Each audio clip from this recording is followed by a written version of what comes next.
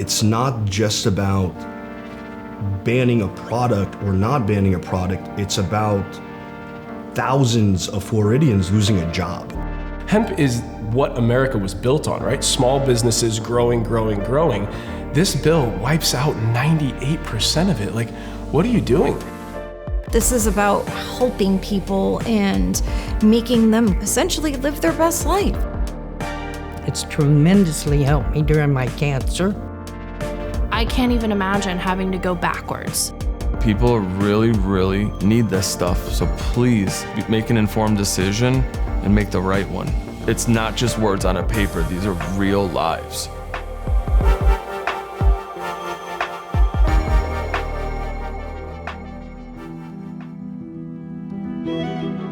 Florida is currently introducing two bills, House Bill 1475 and Senate Bill 1676. There is a good aspect to this bill, right? The 21 plus, no child packaging. These are things the industry supports. That makes perfect sense. But at the same time, this bill goes so far.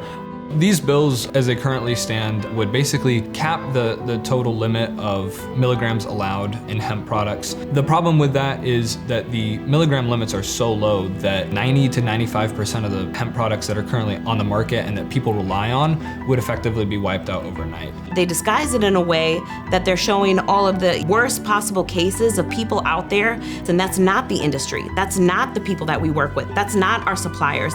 We work with people that are genuinely trying to help other people. They're taking that small percentage of people and ruining it for all of us that are trying to do things right.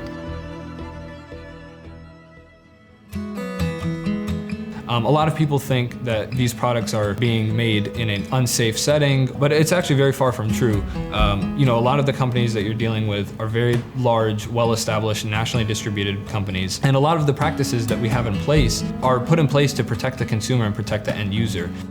So my name is Rosa Viteri. I am the quality manager here at Organolease Highways. One of the responsibilities that I have is obviously making sure that we're compliant with the industry. When we go through the manufacturing, we need to make sure that every product is what we call batched, provided similar to a serial number to ensure that we can trace it from start to end. My name is Walter Walk, and I'm the plant manager here at Outpost Brands. The safety, the consistency, and the quality of our product is the utmost of importance here at Outpost Brands.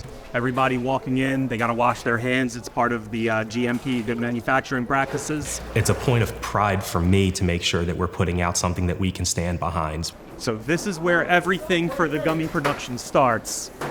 I come from a background of fresh cut vegetable and food processing and manufacturing.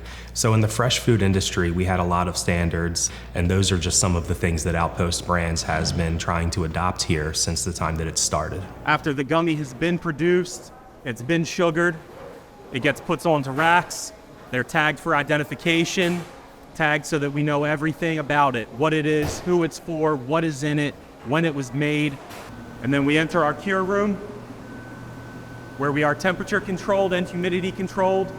All of our inventory is held in here for 24 to 72 hours, or until the gummy is cured and passes all of our quality passes.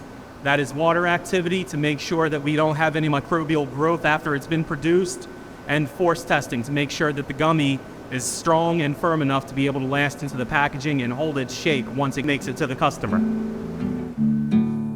The total estimate for the retail sales here in Florida for hemp products alone was north of $14 billion for last year. This includes over 200,000 jobs related to the hemp and CBD industry here in Florida. Just by those two figures alone, it speaks grounds to what this product and what this industry means to the state of Florida. You're talking about hundreds of thousands of jobs, billions in tax dollars. Just in our company alone, we hire about 100 people. Just the economic ramifications it's gonna have on one company altogether, you're gonna put people out of business. And that's not even counting the distros that we sell to. Their warehouse workers are gonna be out of business. So my name is Matthew Glazer.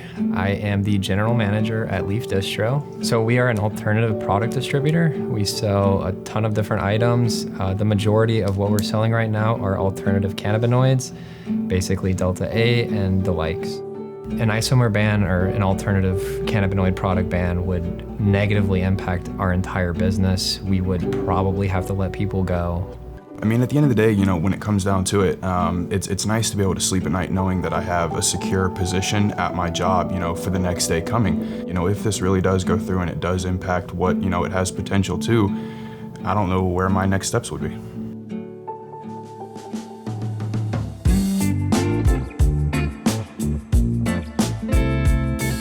When someone steps into our store, we like to make sure that we're educating them on what product they're gonna actually be consuming. We have brochures that we give a lot of our customers. It shows everything broken down so they can make a very much so informed purchase. If they were to ever ban the product within the market, it would be very devastating. It could affect our business in a lot of different ways. More importantly, it would sadden a lot of the community in which we deal with already, because it would put them in predicaments in where some of the products would become more difficult for them to have accessibility, and they might turn into the direction which could be into the street terms or the black market, which we're trying to stay away from. The products in this industry, they help people, plain and simple. They're a great way to get away from these very addictive pharmaceutical drugs that can have a detrimental long-term effect on people's lives. My name's April Pedersen, and this is Mink of Ormond Beach. I'm one of the owners. My name is Colin Smith, and I'm one of the co-founders of Mink, and we sell premium hemp-derived products. To be able to help people, we absolutely have a passion for it, and we love what we do. Our customers are like family. It's just the stories of our customers coming in every day, and like you watch the life come back in their face. My name's Vicki Smith, and I use the Delta 8. It's tremendously helped me during my cancer. Gives me energy, helps me eat, which I put weight on, which is helping with my chemo, and my cancer is now decreasing. It's just wonderful to me, and I pray don't take it off the market. By the time I was 25, I was diagnosed with about 6 different autoimmune diseases. I was diagnosed with lupus, scleroderma, polymyositis, and fibromyalgia. At the time, doctors had me on about 12 to 13 different medications. So what actually I ended up doing was I detoxed off all of the medications that the doctors had me on and replaced them with Delta 8 Mink gummies. They take away the pain that's in my feet and my knees and the stuff that I'm going through every day. If they take the option of Delta 8, it would be devastating, for sure. Yeah, I'm Bob Lewis. I use, a lot of this stuff. I've started off with just droppers, and now I use the gummies. It's not as expensive as a lot of medicines. I used to take morphine, and I came off of that. Then I was on hydrocodone. I came off of that. This stuff works. I don't know how, but it works. If they banned Delta 8, I mean, it would be crippling. If we couldn't provide this to our customers, they would be devastated. If I had the ability to sit down with a lawmaker, I'd simply educate them. It would very much be me doing my very best to help him or her understand how heavy and how serious the decision that they're making is. You know, we're very open to, hearing what the other side has to say, sitting down with them, crafting legislation that works for both of us to protect the youth, to protect Florida's children, and to also protect and foster an industry as a whole to allow it to thrive and continue to grow. This isn't one or the other, right? This isn't like, oh, save the industry or protect the kids. No, let's do both. Let's save the industry and let's protect our families.